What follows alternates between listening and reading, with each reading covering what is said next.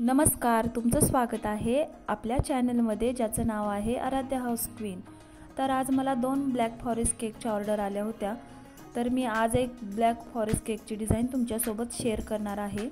आणि हा केक मी अर्धा किलोचा बनवलेला आहे आणि ज्या कस्टमरने ऑर्डर केली होती त्याला एकदम बेकरी स्टाईल केक हवा होता। तर माझी डिझाइन तशाच पद्धतीने आली आहे का नाही मला कमेंट करून नक्की सांगा शेवटी।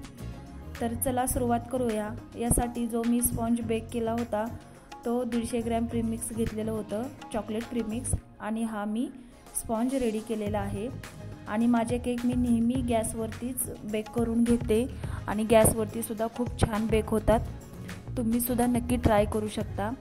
तर बघा, याच्या मी 3 लेयर्स कट करून घेतलेले आहेत आणि याला आता क्रीम लावून घेतलेली आहे। आणि त्याच्यावरती मी थोडं स्ट्रॉबेरी क्रश, त्याचसोबत क्रश केलेलं चॉकलेट कंपाऊंड आणि चेरीचे छोटे छोटे पीस करून घेतलेले आहेत, ते सुद्धा मी याच्यामध्ये टाकलेलं आहे। याच्यानंतर दुसरीसुद्धा सेकंड लेयर मी ठेवून घेतलेली आहे आणि याला सुद्धा आता क्रीम लावून क्रश लावून घेणार आहे। तर बघा, ज्या कस्टमरला हा केक हवा होता त्याला हुबेहूब बेकरी स्टाईल केक हवा होता, तर मी तो बनवण्याचा पूर्णपणे प्रयत्न केलेला आहे। तर तुम्हाला माझा हा केक व्हिडिओ आवडत असेल तर माझ्या चॅनलला एक लाईक आणि सबस्क्राईब नक्की करा। तर बघा, थर्ड लेयर ठेवून झालेली आहे। आता मी याला फायनल क्रम कोट करून घेणार आहे। क्रम कोट करून झाल्यानंतर हा फ्रीज मी सेट होण्यासाठी 1 तास ठेवलेला होता आणि नंतर याला फायनल फिनिशिंग देऊन घेणार आहे। तर बघा, अतिशय हलक्या हाताने आपण स्क्रॅपरच्या मदतीने याला फिनिशिंग देऊन घ्यायची आहे।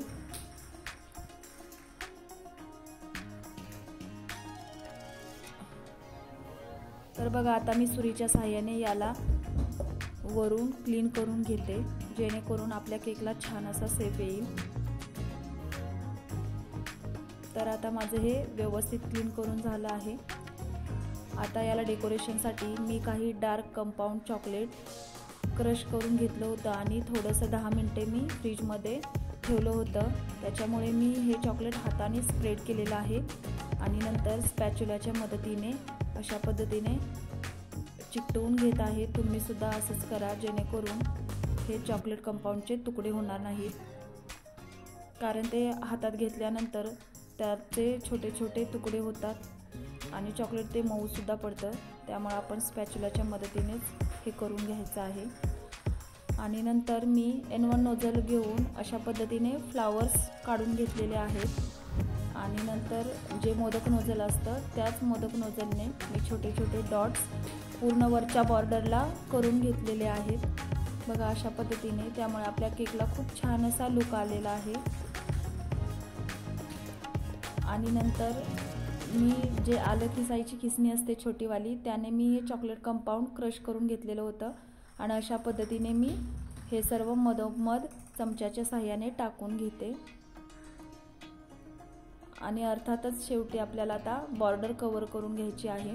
याच्यासाठी मी मोदक नोझलनेच ही बॉर्डर पूर्णपणे कव्हर करून घेते, जेणेकरून आपला केक दिसायला सुद्धा खूप मोठा दिसतो।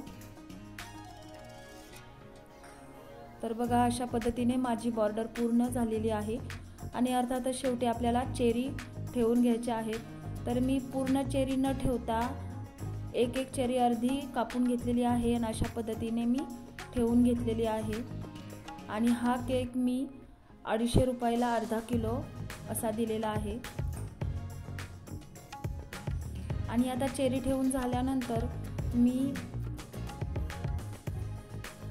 काही चॉकलेट गार्निशिंग बनवून घेतलं होतं, ते सुद्धा याच्यावरती ठेवून घेणार आहे। तर बघा, अशा पद्धतीने माझं सिल्वर डस्ट बनवून सुद्धा झालेलं आहे। आणि आता जे चॉकलेट गार्निशिंग मी बनवलं होतं ते बघा छान असं सेट पण झालेलं आहे।